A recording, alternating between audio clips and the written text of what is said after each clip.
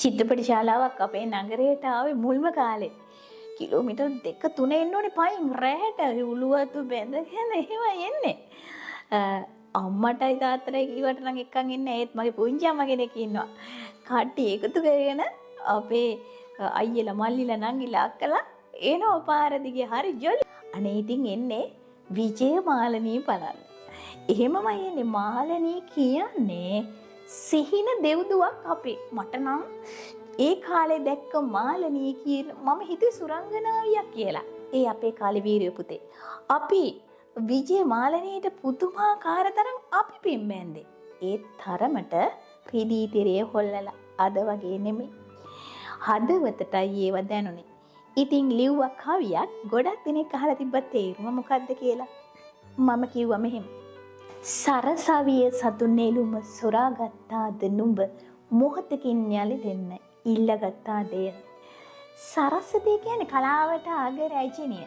කලාවේ අග රැජිනිය විදිහේ පద్මාසනයක් මත නෙළුම් මලක් උඩ වාඩිලා ඉන්න සරස්වතී දේවියගේ නෙළුම සොඳුරු හෙරක් විදිහට හොරකම් කරගත්තද? එහෙම නැත්නම් චුට්ටකින් දෙන්නම් කියලා ඉල්ලගත්තද? නොදනිමි. මේ සරස්වතීගේ මේ ප්‍රතිභාව ඉල්ලගත්තද හොරකම් කරාද කියලා කියන්න මම දන්නේ නැහැ. නමුත් විජයසිරි සඳ කැටුව රජතතිර හැඩ කෙරුව දෙව්දුවගේ රැජිනියක දෙව්දුවක් රැජිනියක්. විජයසිරි සඳ කියලා කියන්නේ ශ්‍රියා කාන්තාව.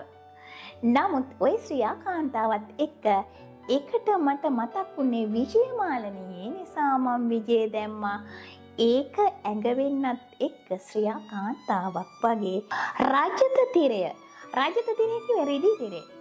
රිදී තිරය හැඩ කරපු දෙව්දුවක් සිහින දෙව්දුවක් අපි හැමෝම මාලනී බලන්න ඇස් දෙක ලොකු කරගෙන බලන් ඉන්නවා.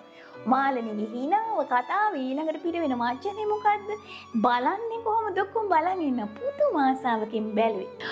අපිත් මාලනී වගේ වෙන්න හීන දකිනවා අනුකරණය කරනවා බෑ. ඒත් ඉතින් කොහොම වුණත් අපේ සිහින දෙව්දුව සුරාංගනකට ඇරයුම් පතක් ඇත නුඹේ නමට සුබ ගමන්. කොහෙන්ද ඇරයුම් පත? දිව්‍ය ලෝකේ. මොකද මෙන්න සුරංගනාවකට වේකන්සියක් තියෙනවා. අඩුපාඩුවක් මදිපාඩුවක් තියෙනවා මාලනී. ඔන්න සුරංගනාවියක් වෙයි දෙව්ලෝ ඉපදෙයි. මේ ප්‍රේක්ෂකයන්ව සතුටු කරපිනට ඒක පිනක්. පිනායමක් ඇති කරේ පිනක්නේ. එහෙනම් මාලිනී අපේ ආදරණීය සෙනෙහලතා මාලිනී ෆොන්සේකා ඔබ නඹට උපහාරයක්.